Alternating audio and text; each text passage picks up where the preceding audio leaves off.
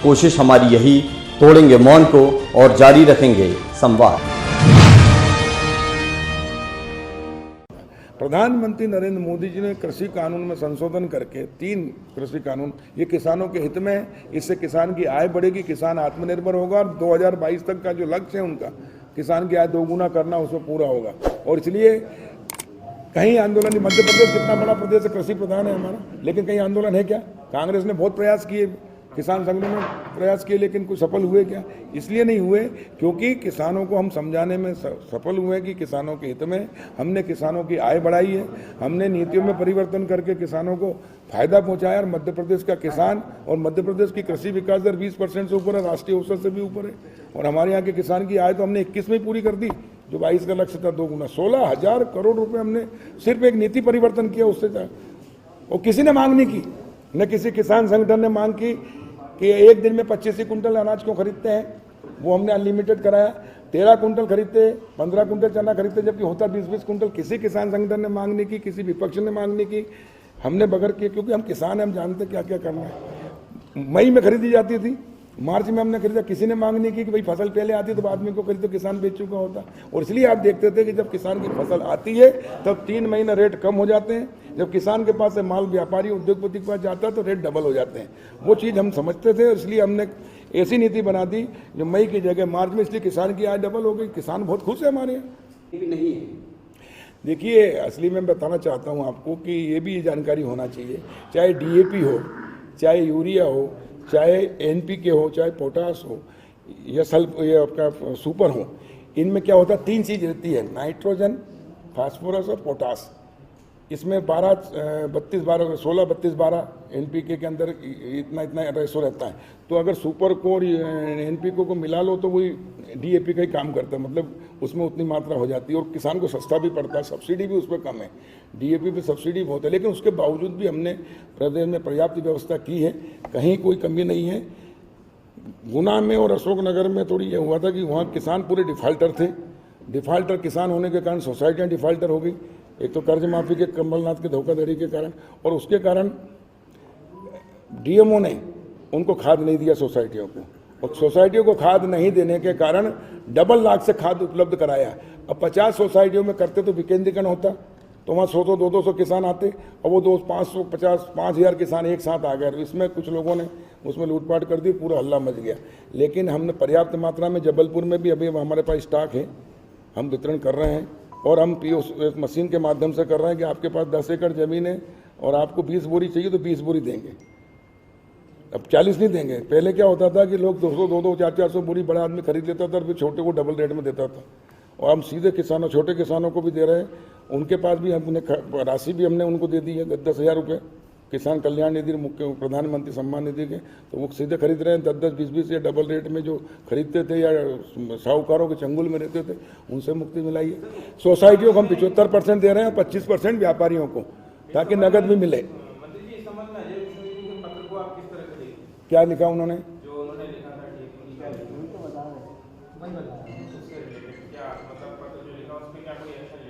नहीं, तो हम क्या कह रहे हैं कि NPK कोई गलत चीज थोड़ी है, वही चीज तो उसमें भी होती है।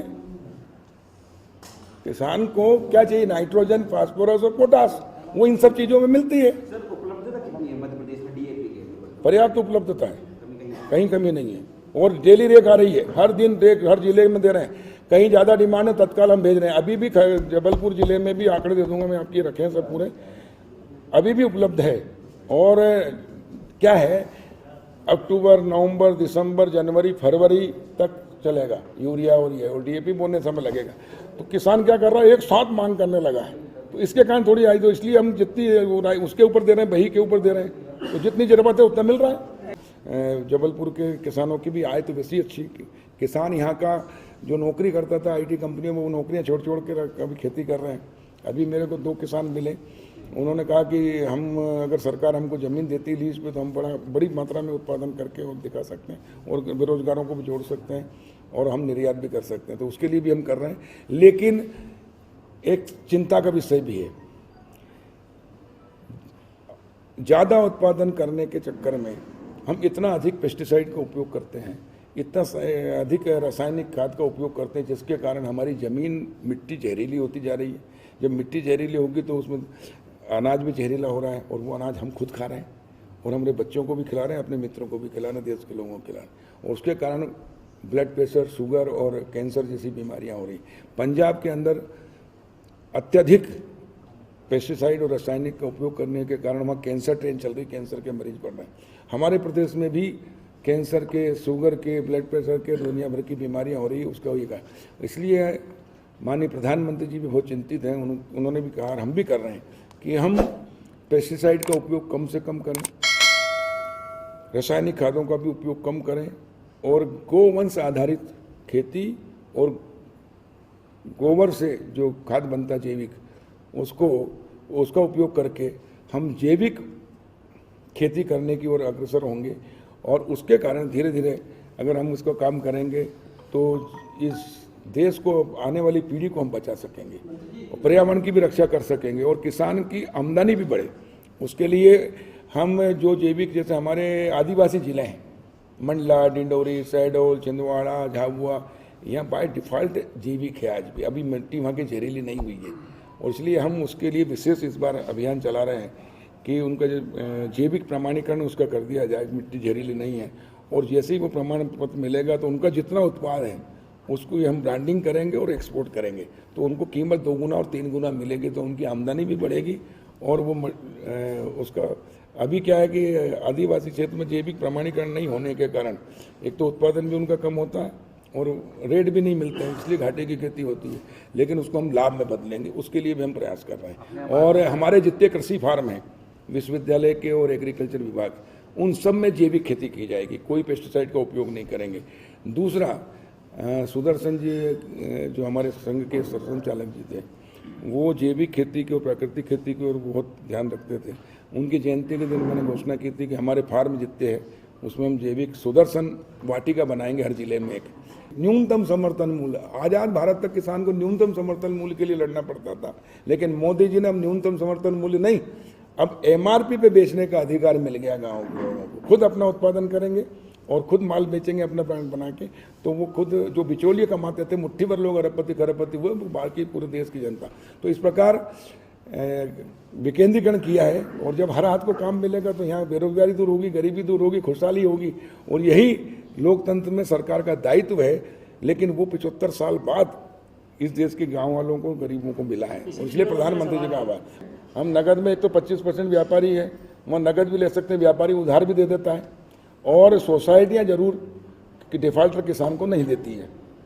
तो उसके लिए हमने कहा कि नगद अगर किसान आता है और डिफाल्टर भी है तो उसको दो, ये आदेश कर दिए और अब देना शुरू कर रहे हैं। कांग्रेस का 60 साल राज रहा, उन्होंने तो एक भी वेयर हाउस नहीं बनाया था। जो कुछ बने 15 साल में बने, लेकिन उत्पादन भी बढ़ रहा, खरीदी भी बढ़ रही है। इसलिए जितने हम बनाते जा रहे हैं, साइलोज बना रहे हैं, वेयर हाउस बना रहे हैं, लेकिन अब ये स्वामित्व योजना आने के बाद अब किसान खुद अपने वेयर हाउस बना लेंगे, उनको सब्सिडी मिलेगी और इसलिए आने वाले 2 साल के अंदर ये केप की समस्या खत्म हो जाएगी, वेयर हाउस की समस्या खत्म हो जाएगी, कोल्ड स्टोरेज की समस्या खत्म हो जाएगी और जो अनाज सड़ता या सस्ता बिकता उसकी भी समस्या खत्म हो जाएगी। हर समस्या का हल है प्रधानमंत्री स्वामित्व योजना।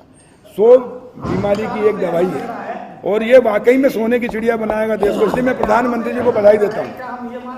आगामी 2 साल बाद जो जितनी भी समस्याएं हैं प्रदेश की, वो सारी खत्म हो जाएगी। बिल्कुल खत्म होगी, हाँ बिल्कुल होगी, बिल्कुल होगी। आप देखो ना, खत्म करो।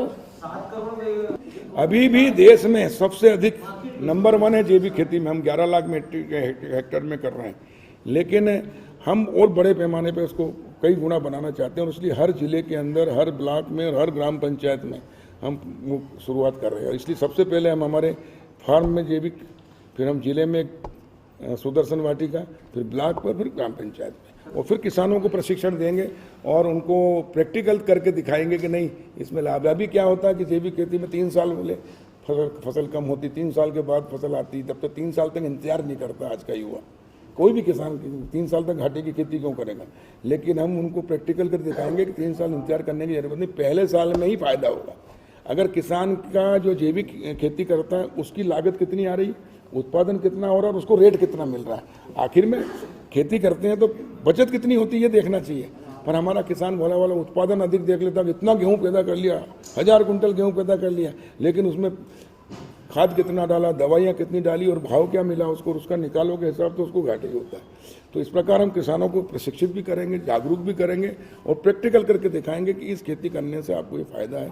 तो हमारी मिट्टी बचेगी, हम बचेंगे, हमारा परिवार बचेगा। माननीय मुख्यमंत्री शिवराज जी के नेतृत्व में हमने एक योजना बनाई है, हर जिले में अलग अलग उत्पाद। तो जबलपुर को मटर का उत्पाद के लिए चुना गया है, किसी को संतरे के उत्पाद के लिए, किसी को मिर्ची के, किसी को हरदा गेहूँ है। जैसे हमारे हरदा में गेहूँ, देश में सबसे अधिक गेहूँ प्रति हेक्टेयर उत्पादन होता है हरदा होशंगाबाद में।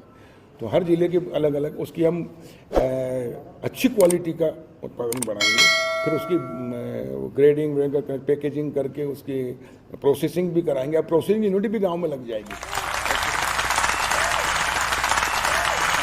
मैं आराध्या तिवारी प्रियम अपने दाएं सपा टीवी में आपका स्वागत करती हूँ। इसमें है कहानी, कविता और राजनीति के रंग। हमारे चैनल को सब्सक्राइब कीजिए। कोशिश हमारी यही तोड़ेंगे मन को जारी रखेंगे संपात।